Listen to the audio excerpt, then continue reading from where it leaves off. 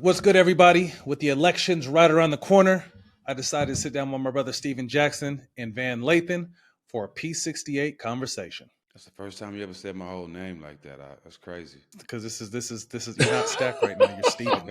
Okay. Yeah, I you switched up. You're in the political arena now, so you're now Steven Jackson. I don't like it already. We're here to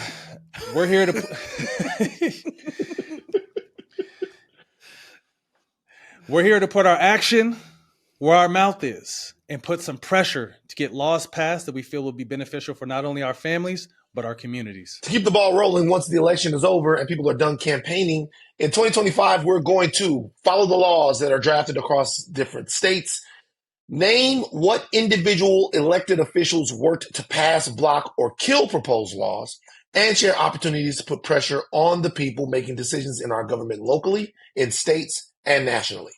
So today, we're going to talk about some of the fundamentals each of us should carry as we move through this process, which can be confusing, but that's exactly why we're creating this space to have these type of conversations. All right, fellas, before we kick off, keeping it to one sentence, what would you say to someone watching this video who has decided not to vote? I think I'll start with that. I think that, first of all, that is their right. But I also think that, education and knowledge of the process is power. And, hopefully one day you'll want to be informed and educated on what's going on in the country. Don't say shit to me. There you go. Don't be complaining on social media. None of that. Whatever happens, I don't care how high gas is. I don't care what's going on overseas. I don't care the sentence that the judge is giving your little cousin. I don't care how the police is treating you. I don't care about none of that. I don't want to hear it. You had a chance to do something about it and you didn't. It's the same thing I see with people that got flabby abs but won't do no sit-ups. All right? Either enjoy the flabby abs like I do. I ain't done a sit-up in months. Or don't complain about how your body look. You can't have it both ways. I don't want to hear it. Yeah, I agree. What is your response to anyone watching this video who says athletes and artists should stay out of politics? I think it's ridiculous. I think we all come from tough upbringings, or majority of us come from tough upbringings. And although we've been successful and have an opportunity to make it out, a lot of our friends and family are still in these positions. So to not use our voice and our platforms is, to me, an ultimate no-no. So that's why I say fuck them. There's somebody on this call right now who, while we suffered a tragedy that we all felt connected to, he was actually connected to it. And I don't mean to trigger you, brother, but I'm talking about the death of your friend, George Floyd. So I guess the question would be, should he not care about that because he made a lot of money in the NBA? Should he not care about the rest of the George Floyds and the brothers that are in his community and the sisters that are in his community because he made a lot of money in the NBA, because he's an NBA champion? It just doesn't make any sense. And to be honest with you, particularly as Black people, we're asking our artists and our entertainers to continue to care about us once they've achieved heights that we can't. We're asking them not to forget about us. So I don't think you can have it both ways, like Matt said. I think asking athletes and entertainers to stay out of politics is like asking any human being to not have common sense. That's simple. Right. All right, let's get into it. For you guys who are wondering, what is the structure of the U.S. federal government? 3 branches. Pay attention, y'all. Pay attention. Three branches that are supposed to provide checks and balances on one another. The executive branch consists of the president, the vice president, and the president's cabinet. We're going to come back to the president in a second because Matt wanted to make sure that there was one real important thing that you guys understood about the executive branch. The legislative branch consists of Congress, which is made up by the U.S. House of Representatives and the U.S. Senate. The U.S. House of Representatives, also known as congressional members. Then you have the judicial branch, 9 Supreme Court U.S. Justices, U.S. District Court Justices, and 13 U.S. Court of Appeals. Now, what is supposed to happen is you're supposed to have one branch that makes the laws, another branch that executes those laws, and then a third branch that makes sure those laws are constitutional. I'll say this before we talk a little bit about the president. This is another reason why voting is important, though, because what you're starting to see right now for people who don't understand what the conversation around the Supreme Court is actually falling on is you see one branch that's actually captured by another. Donald Trump appointed a bunch of activist political judges onto the Supreme Court, in Van's opinion, in my opinion. And you see those judges not acting in what a lot of Americans would say is the good faith of constitutional law, but with a political agenda. So that shows how the president that you elect can actually influence the actions of these other two justices, of these other two branches, if that person is so inclined to do that. But Matt, I know you want to talk a little bit about what happens Yeah. at the top. I know we're going to get into it a little further in the conversation, but just understanding the power of the president and the vice president and how bills are created and passed and brought to their desk. You know, you hear a lot of information of so-and-so hasn't done anything for us in 4 years. And, you know, we hope that you take this time to educate yourself and understand why that person wasn't able to do anything for you in the past 4 years. Right, because anytime you hear Kamala Harris speak, the vice president, she's going to talk about the president, Joe Biden, because the mandate that he operates under as elected by the American people is he gets to set his agenda. He gets to run the country the way he sees fit.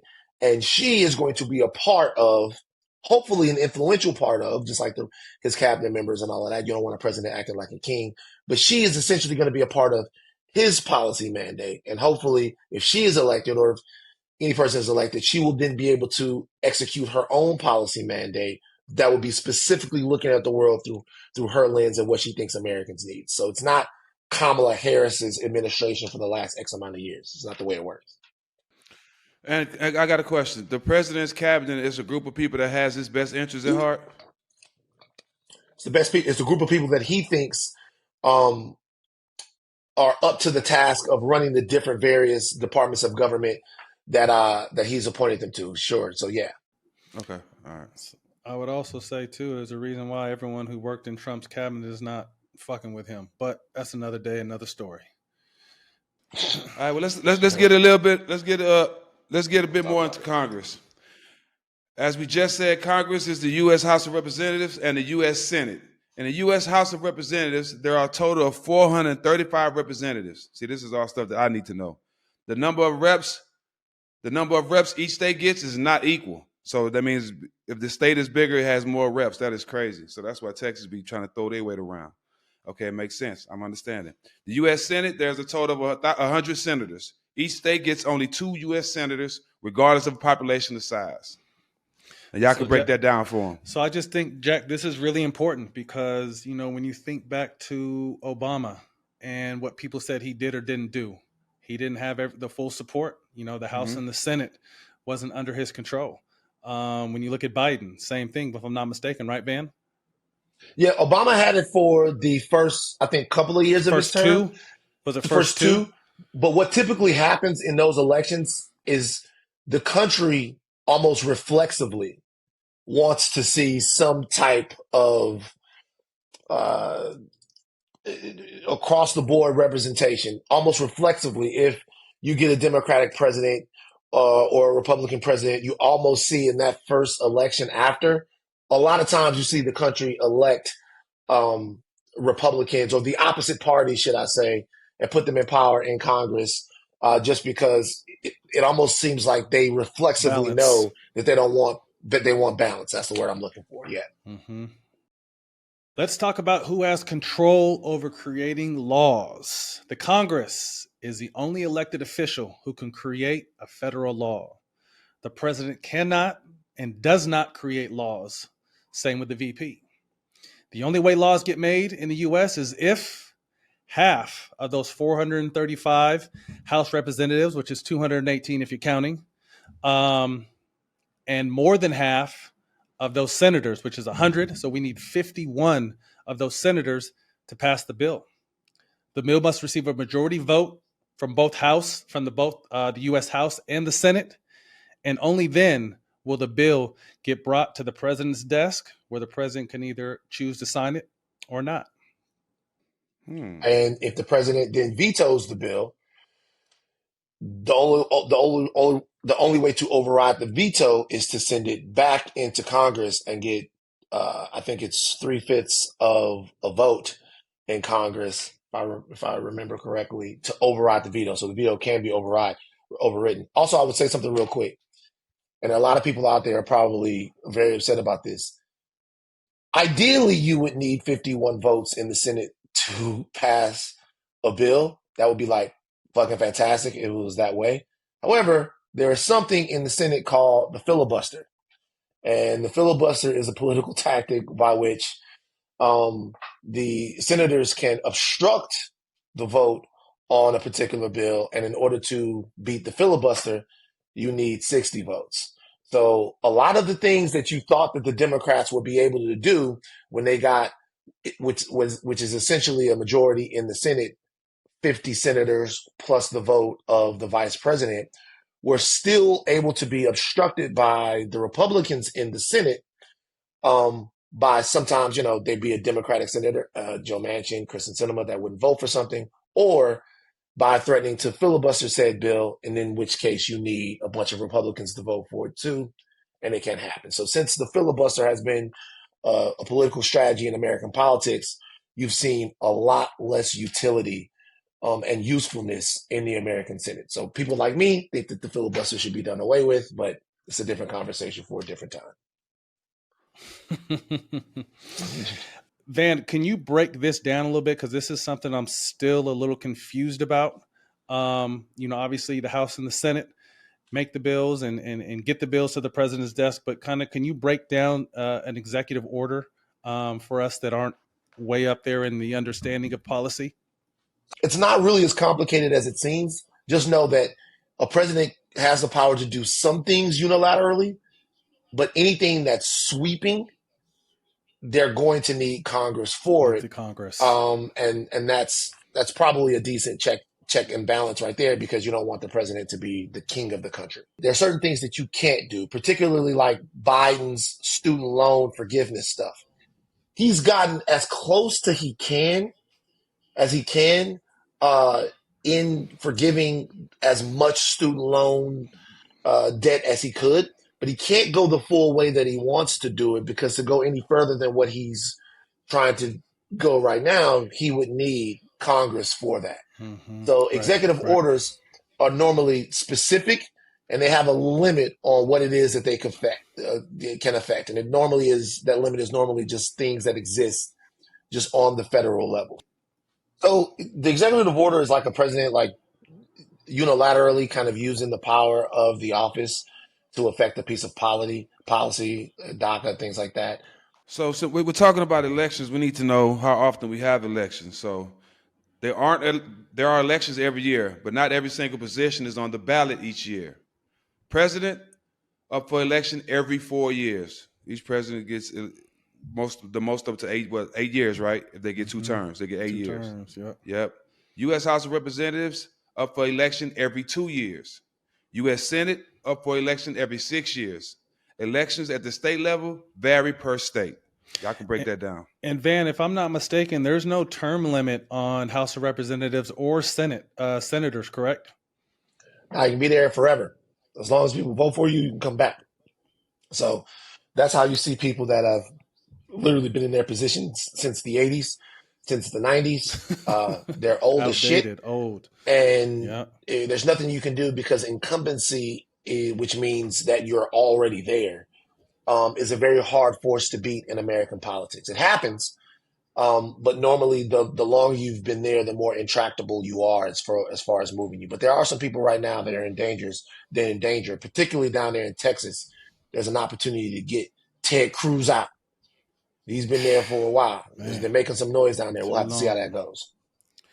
And also, normally, if I'm not mistaken, representatives are a little easier to knock off, especially if they get, talking too loudly. Groups can kind of get them in and out because, their positions are in there every 2 years. So, that's a little trickier position. But, senator, you're locked in. So the only way to get them out is to vote them out.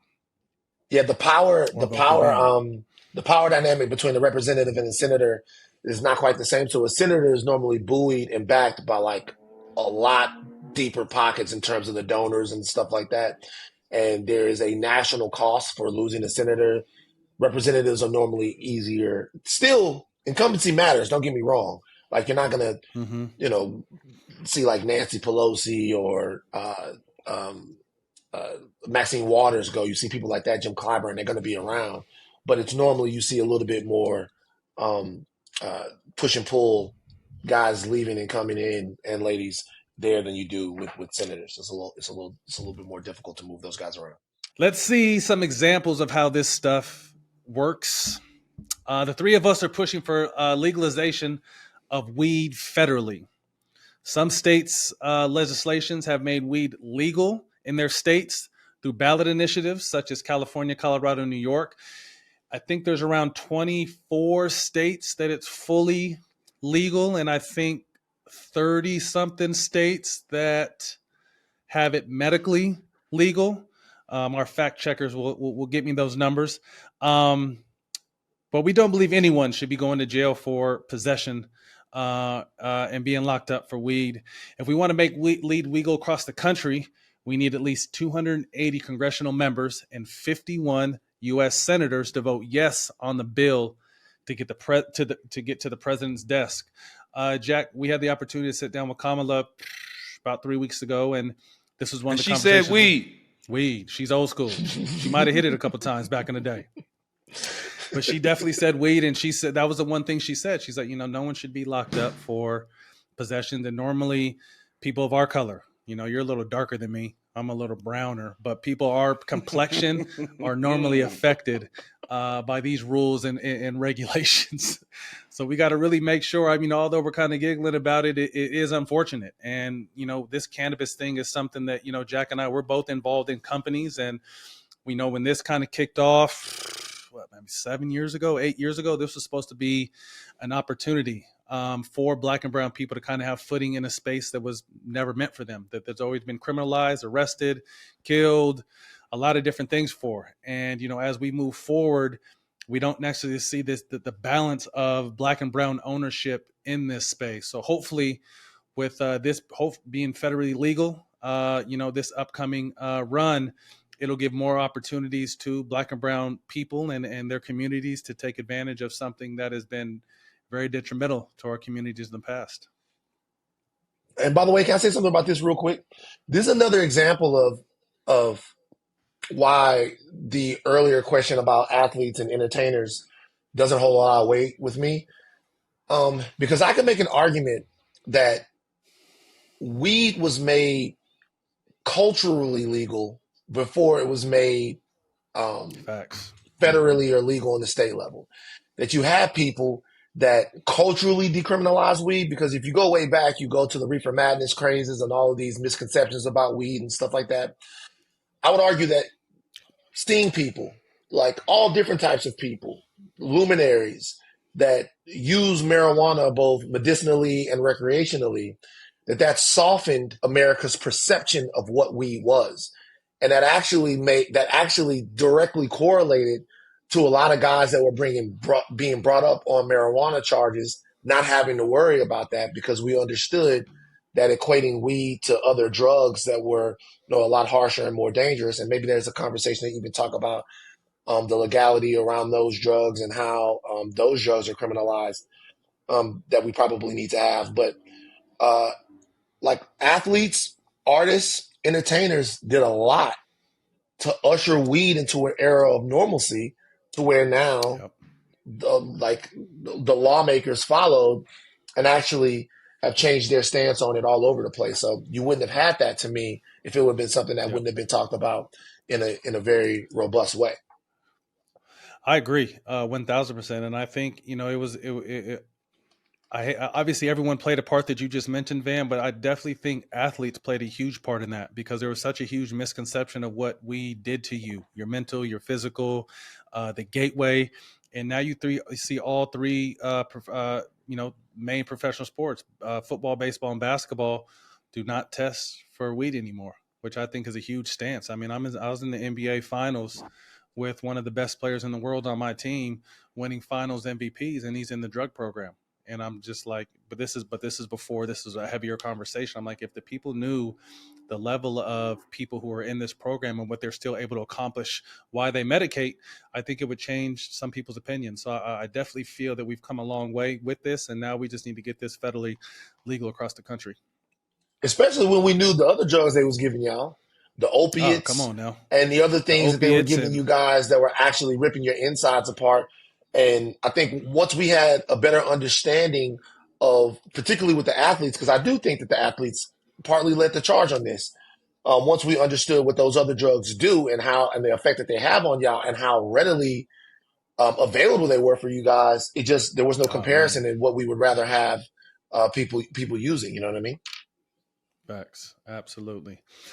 Uh, take some time to learn if your congressional members of the U.S. Senate support the legalization of weed, because it may be on the ballot this year. Helping elect a pro-weed or replace an anti-weed elected official is how we can ensure that we gain these numbers. Without the numbers and the president who will sign off on the bill, it won't pass. It's crucial to know that voting alone will not get us the results we desire. We have to organize ourselves in large numbers. Strategic organizing and advocating have effectively taken down special interests and lobbyists who are not with us. This is most notably exemplified by the years it took to fight for civil rights and the large-scale organizing brought together by Black leaders to pass legislation in the 1960s. More recently, we saw this with Latino community organizing to fight for the DREAM Act, which permanently protects certain immigrants who came to the United States as children but are vulnerable to deportation. Bottom line, we have to stay engaged and stay in the process. If not, we lose, and our communities and children suffer. This is really key to me because oftentimes the voting comes last. People don't get that. You would think that the voting came first. But no, oftentimes it takes a lot to even get something to the point to where you can have a vote on it. The organizing and the coalescing begins before the vote happens. Like if take a big example, Dr. Martin Luther King Jr. and the civil rights fight for American citizenry for Black people. You're talking about years and years of organizing to get the Civil Rights Act, to get the Voting Rights Act, to get all of that stuff into a position where, number one, you had favorable numbers to vote on it, and you had a president in Lyndon B. Johnson, who is not a perfect guy by any means, right? But who would sign it. If I give you a darker example, people think that the end of Roe in the Dobbs decision was something that happened overnight. The people that wanted abortion gone started work on that in the 80s, and they worked tirelessly to change the perception of abortion in America, particularly on the right, and then to have the political pipeline through organization with the money flowing to the right places to get the right senators and the right president and then the right judges and then at the right time with the right case make the decision that was right for them and wrong for a lot of other people. So voting is a very important bullet in the gun. It's a very important part of it for sure, like a fundamental part of it. But being politically knowledgeable and actionable on these issues is very important as well, like equally as important. You know what I think? I mean, Van, to piggyback off that and backtrack a little bit, you know, when you talk about the George Floyd Justice and Policing Act, you know, something Jack was very involved in with the movement that, you know, the biggest protest that the world has ever seen. Everyone wanted to know why that didn't pass. And although it made it through the House, it died on the Senate floor. So that's why it's important for people to understand that, you know, every 2 years for your representatives and every 6 years for your senator, it's important because a president can have a plan on wanting to change, but unless everyone falls in line with that, the change doesn't happen. And I know they've been able to implement some of those policies from that bill, but they weren't able to get the entire bill passed. And I know some people are hanging their hats like, man, they promised this and didn't get shit done. You know, sometimes that stuff is out of their control because, you know, we don't get out there and vote as much as we need to. It's not just every 4, it's possibly in your state. It could be every year. So that's something that people need to really, you know, hone in on and tune in on and learn some more about. Appreciate that insight, fellas. What are some of the other laws or issues you want to follow or put pressure on? Any interests or issues that you all, you know, want to hone in on? Please speak on it.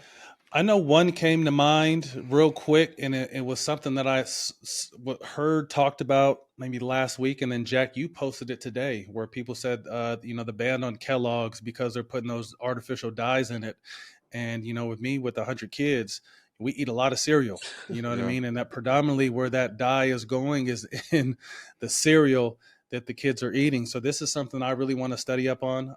From my understanding, obviously, it's probably going to be easier to get that done on the state level than a federal level, but I think it's got to start somewhere. So that's something that I'm definitely going to study up on and try to follow up. For me, it's proper policing. I had my own incident recently that I can't speak about with police, but proper policing is big in our communities because a lot of time we get judged off just being Profiled. Profile, being a big individual or being somewhere that you belong, but people don't think you belong. Like it's just a lot of bad policing going on. So proper policing is something that we definitely need to talk about, especially with we have a candidate right now that's talking about giving immunity to cops. Yeah, for sure. Economic development is something for me, and it's always going to fall like in the arena of reparations. But I know where I'm from in Baton Rouge, people need a piece of the pie, and I think we need Me to. too. I still want mine. Nah, you put up a lot of jumpers. You got yours. You done. It ain't never enough.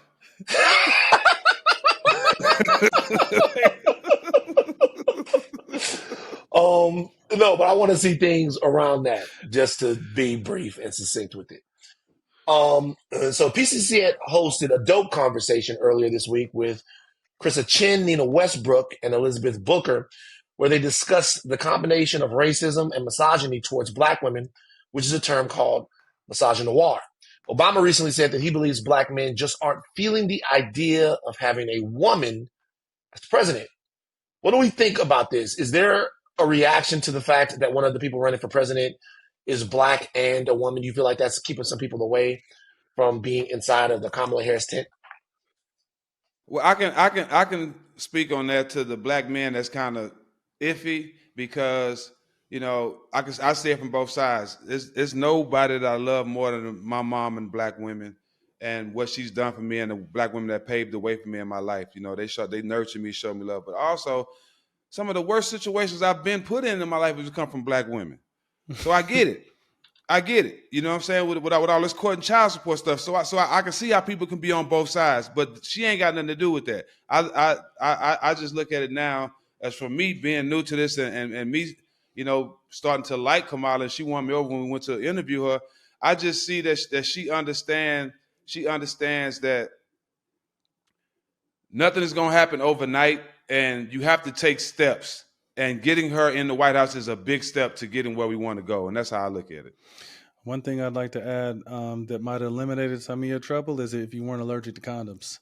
That probably would have eliminated a little bit of the drama. Look at Van's face. That you. We got the same amount of kids, though. Yeah, not the same amount of baby mamas, though. I was about to say, I don't know. I was about to say, Matt. Hey, not the same amount of baby mamas, though. Nah, for real. Matt, see the difference between y'all and me, and I've said this before, is I'm good for coming up with that $500, man. Like that's the I'll I've said that before. Like it's not we got to keep that. Hey, we got to keep that option available. All jokes aside, obviously, the woman's right to choose what happens to her body is a very big thing right now.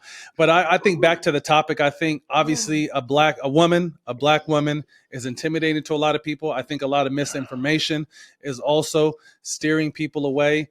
My question to you guys, because I think sometimes we get caught up thinking that social media is reality, and I think obviously social media is partly reality, but I've seen, I would probably say 8 out of 10 Black men on social media saying they're not fucking with Kamala. And I don't know if that's personal. I don't know if that's misinformation. I don't know if that's her being a woman or if that's her being a Black woman. So, my question, and you guys are both active on social media. social media, to me, I don't think it's necessarily reality. I think it's a forum where a lot of people like to talk shit and speak their opinion, which they're completely free to do. But how many people follow that up with action, whether that action be education or actually getting out to vote? If I'm being honest, I think this is like one of the most nuanced conversations that we can have, right? Because it's one of those conversations where you can make an argument for almost anything and it would have some merit. The first unassailably true fact is this.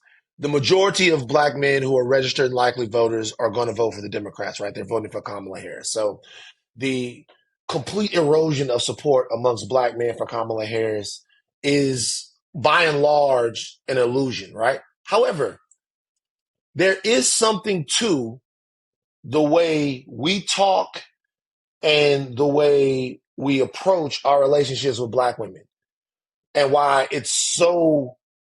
um why it's so acceptable sometimes for men to use particular language. And I'm talking specifically about a Lord Jamar or a Le'Veon Bell. The Lord Jamar calls Kamala Harris a bitch. Le'Veon Bell is wearing a shirt where on there it says that she's a tramp. If you weren't going to vote for her, call it the Trump of the tramp. If you weren't going to vote for her, that's your business.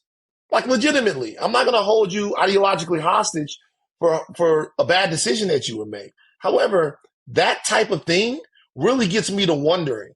And whereas I wouldn't say that that's running rampant across social media, there are some prominent black men that seem to be making hating Kamala Harris and saying she's not black, or that calling her out of her name or degrading her, they're making that their whole personality. And I just wonder why they're doing that. And I think that that part of it amongst us as black men is fair to discuss and talk about. As far as like trying to compel people to vote for their best interest, I mean, that's a tale as old as time. But like, why you want to do her like that? That to me, that's different. That's something completely different that I wonder where that's coming from. And we've seen that with other things, to be honest with you. So I think that's a bigger conversation. I agree. I think historically, the black woman is the most unprotected person on the planet, and I've noticed something. Obviously paying attention more this election, and how freely people that are running. I mean, Trump and some of these news outlets, how freely and openly they feel like it's okay just to disrespect. Obviously you just touched on that, Van, but to me, I don't recall it ever being this bad. Obviously Obama took a lot of shit for being biracial, but the old additives: if you have a drop of black in you, you're black. For some reason now that rule doesn't apply, this time. I've been told, someone being biracial, oh, you got a drop of black, you're black. And that's always kind of been like the unspoken thing. But now coming this election, is she black? Is she Indian? She's not black. Like, it's ridiculous. So again, to each his own. Whoever you want to vote for is fine. But I agree with you, Van. The level of, I've never seen the level of disrespect on the platforms that we're seeing it on so regularly. Think about this real quick, and I don't want to overstate anything or understate anything. Is there a cultural element to blackness? Yeah, of course. There's a cultural element to all of this stuff. You're understood in America as black, and then there's a cultural element to it. But like, she showed up in the world as a black lady. Like, if you don't like black people, if you ain't black, being an AKA is an odd choice. You know what I mean? Like, it's going to Howard is an odd choice if you don't identify, or if you don't have any connection to your black cultural identity. So I'm not gonna say that that's the end all be all. I'm just gonna say that, like, I don't know, man. It seems like we're moving the goalposts a little bit to be exclusionary in some instances when we're talking about her. I'm quick to call somebody out and say you need to tighten up on your blackness. I'm from the South and it's rules, right? But to me, it's gravy. I haven't seen anything that it doesn't seem like it's based in anything. It's just it's just an attack without any type of substance, right? Well, whatever.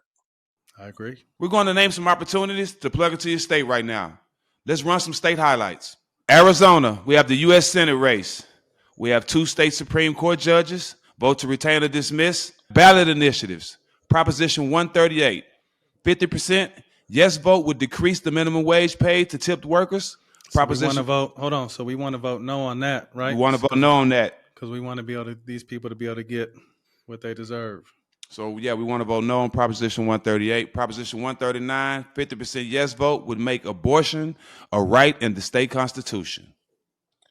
Yeah, I want to say something about that too. See what just happened there? Like, that happens to me all the time. It like the no votes, the yes votes, and we do little things around here where we get together as friends. You know, we have some drinks and we talk about it. I know it seems like we being nerds, but we get together to play spades, man. Get together and go over this stuff and talk about it. And you don't have to do it the whole time. Y'all can twerk after. But I'm saying like that type of stuff right there is sometimes it's I'm being for real. Sometimes it's confusing. Absolutely. Is it not though? Sometimes it's confusing to know what the yes is supposed to be. Yeah, what the yes is supposed to be and what the no is supposed to be. But if you really care about it, just take a little time, talk about it, then go out, whatever. It's cool. It's fun. Look it up. We play on our phones all day. It don't take much time to look up any of this stuff. We have Florida, the U.S. Senate race, 2 Supreme Court judges vote to retain or dismiss, and the ballot initiatives. Amendment 1, 60% yes vote will make school board races. I don't know what that word is. Partisan. I don't know what that means. What that mean? What does it mean to make a school board race partisan? What does that mean? Partisan means identifying with a political party. Right? Yep, exactly. So changing school board elections to partisan means candidates running have to identify with a specific political party. We don't need that. But let me ask you this though, and this is just really an aside. You don't. Okay, I'm really asking this question because I have never considered this. This is happening in real time. In a situation like that, in Florida, where so much of the thrust from the people at the top is to like ban education and all of that type of stuff. Would it not be helpful? I'm asking literally, would it not be helpful to know whether or not they're a Republican and a Democrat in your school board so you don't know if they're about to ban the color purple or Toni Morrison or if they're about to take African American studies out? Like, I don't what's the thinking on that? Like, I'm seriously asking. I don't know. So what it ends up doing is creating more extremism. With school board elections being changed to partisan, you're forcing political affiliation into educational space. This is just, it opens the door to decisions being more influenced by political affiliation than the actual like best interests of students and teachers. And so it ends up turning into something more of extremism than leading with the values over party. They're not doing it. Okay, I feel you. Yeah, go ahead and read that over, Matt, because that's how they put your name there, because they knew I was going to be able to get that word. Florida, the U.S. Senate race. Debbie or DMP versus Rick Scott. And if I'm not mistaken, isn't Rick Scott like one of the biggest criminals there is? He's an asshole, yeah. Largest Medicaid fraud in U.S. history. Just let that sink in. And the fact that he's still even able to run. But I mean, if we're really talking about rap sheets.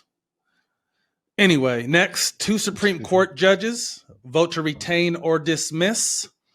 Ballot initiatives. Amendment 1, 60% yes vote would make school board races partisan. So the candidate has to identify to a Democrat or Republican instead of having a no party affiliation as the current case. So obviously we spoke to that. Amendment 3, 60% yes vote would make recreational weed legal. Currently only medical is legal in Florida. So we definitely want to vote yes on Amendment 3. And Amendment 4, 60% vote yes will protect abortion rights and end the Florida 6-week abortion ban. To be honest with you, I think that's bigger than Amendment 3. I think women having a voice on what happens to their bodies is probably the utmost of importance, in my opinion. Well, as a man that don't have to go through abortion, I think weed could be equally as important. So let's just do both of them. You're stupid. Let's do both of them. Let's just make sure you check both boxes. Just put them all in one pot, baby. I'm for both of them. Both. Both.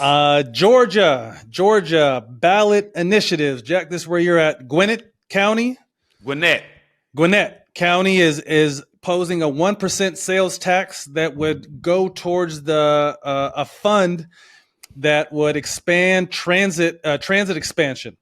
Same thing in Cobb County. So I'm guessing, with the growth of Georgia and all the people out there, you probably want to vote yes if you're in both those cities to the 1% tax to help the transit process. Yeah, it's a lot of traffic out here, Matt. But they need to put some money to make the transit wider and bigger. But they also need to pay people to mind their business, and it wouldn't be so much traffic.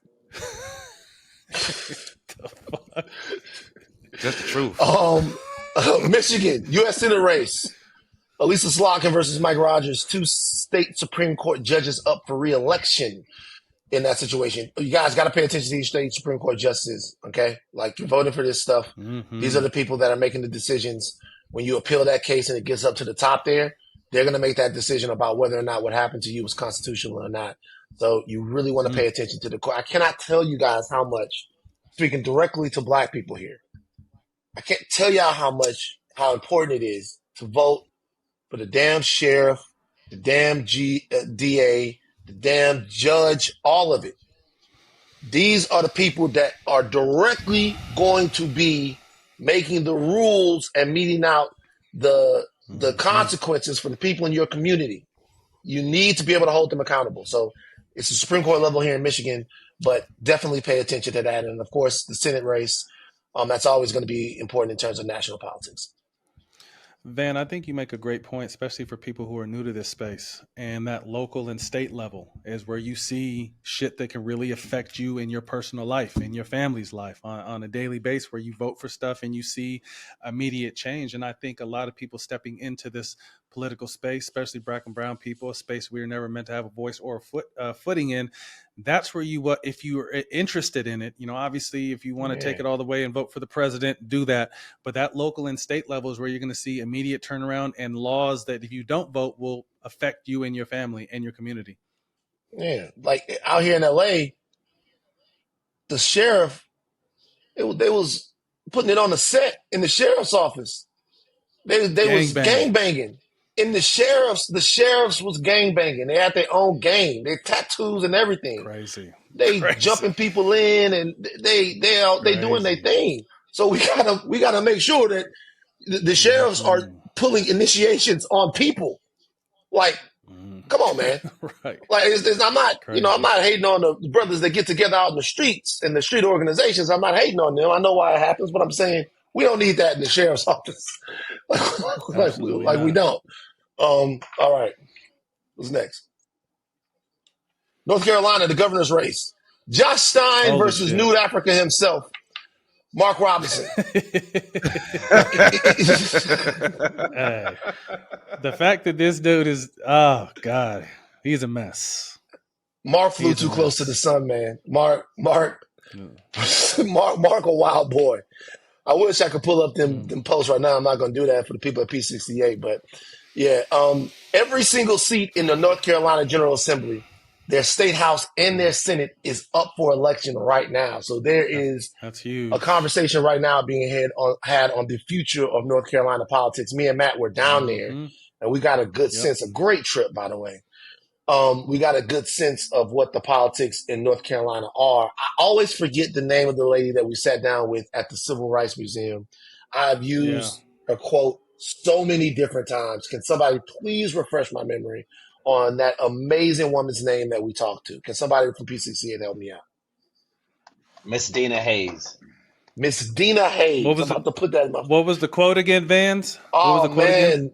The fish in the lake. Remember the story? Oh, yeah. Mm-hmm. Dina Hayes. I got to remember that. Dina Hayes has a wealth of wisdom, and we were able to meet so many people down there in North Carolina that are devoting their lives to pushing the state forward Yeah. and really affecting change. And I always remember it. So North Carolina, got a little special place in my heart now. So y'all get out there and vote. Ohio, U.S. Senate race, 3 state Supreme Court judges up for re-election. Ballot initiatives. Issue 1, 50% yes vote will replace the current politician-run redistricting process, and it will give the citizens more of a voice. So I think we should vote yes for that. Very important. Very important. Texas, the Lone Star State where I'm from. We got to get a couple people out of there. They got the U.S. Senate race. Got to get Ted Cruz out. Yeah, Got to man. get Ted. Yeah. Time is up. Calling Bad Alfred. Boy. Yeah. And we got 3 state Supreme Court judges up for re-election. So keep your eyes open on that as well. Speaking of Texas, I like your hat, Van, no matter what Stack says.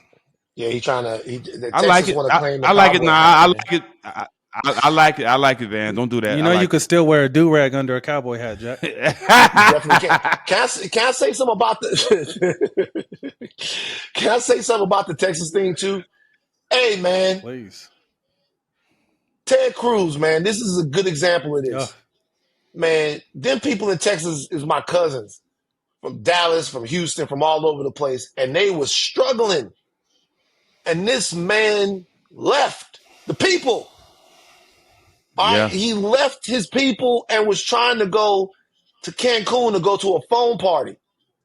Like he left his people. I mean, that's the kind of, when we're talking about malpractice in politics, we're talking about turning your back on the people when they need you at a very fundamental time. And being from South Louisiana where Hurricane Katrina and all of that stuff, and having a lot of my people relocate to Houston and to Dallas and to all of that. They all are cousins anyway. And then to see that happen, that's particularly what we need to get out of American politics. Somebody that abandons ship when things get hard for the people. So I'm hoping that Colin Allred can pull it out.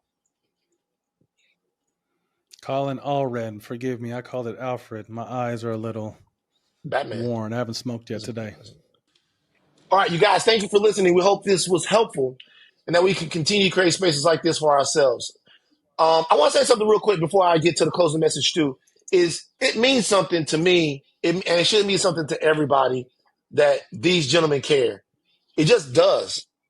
Like, the reality of the situation is that there's a connection to the people that live in your communities that, in my opinion, you should have in order to make sure that everybody can come with you. Everybody ain't 6'6". Everybody ain't, you know what I mean, got wavy curly hair. Everybody is not born blessed with the things that some of these brothers are blessed with. But the fact of the matter is, in addition to entertaining you and breaking down the game for you, these are people that show up to try to make sure that you make the decisions that are right for your life. And every American, particularly every Black American, owes that to each other. We have to make sure. We're not going to always agree. You know what I'm saying? We're not going to always agree, but we at least have to be on the same team and wanting the best for our community. So I really appreciate you guys and the fact that y'all are in it for this. It's just, you know what I mean? It just means. Let me piggyback off that real quick. I want to piggyback off that and really thank you, Jack. And this has been a conversation. You and I have been having this conversation for the length of all this, about 4 years now. Mm-hmm. And while I felt like this is so important, is because I feel like you represent a huge demographic felt the way you felt maybe a month ago. I think a little bit has changed since you got a chance to sit down and, kind of start listening and reading up on some stuff and kind of touching up on some things. But I feel it's important for you because you do have such a big platform. You did lead the biggest protest in the history of this country. So even if it's not to take it all the way, just to continue to gain knowledge to where if you feel comfortable one day to get out there and actually vote or encourage other people to vote. So obviously we're talking about baby steps here. We're not telling you to jump off the bridge right now, but as a brother, I want to thank you because, again, I think you represent a huge demographic of Black and brown men that felt the way you used to feel. And now with a little bit of education and a little bit more time just talking about it, I think your views have changed a little bit. I'm honored, bro, and you're exactly right. I've always been open. You never steered me wrong. To whom much is given, much is required. So I know a lot of people look at to me for different things, and I want them to be positive. And if they can see me willing to open up and learn about something that affects all of us in so many different ways, then if it's one person I can change to be open to learn, I did my job. Yes, sir. And also, you look at Stack, stop acting like black men don't want to hear it. And stop acting like it's not worth the conversation. Like, Facts. talk, have the conversation with grace, empathy, humility, and accountability, and it's gonna be fine. I'm around these brothers. I'm talking to them all the time. They're not the villains that they get made out to be. They don't need to be lectured. They don't need to be coddled. They need to be engaged. And that's just the reality. Stay connected with us and P68 as we go through this process and create space to share out information. This was fantastic, fellas. Get out and vote. Thank you. Good work, guys. Yes, sir.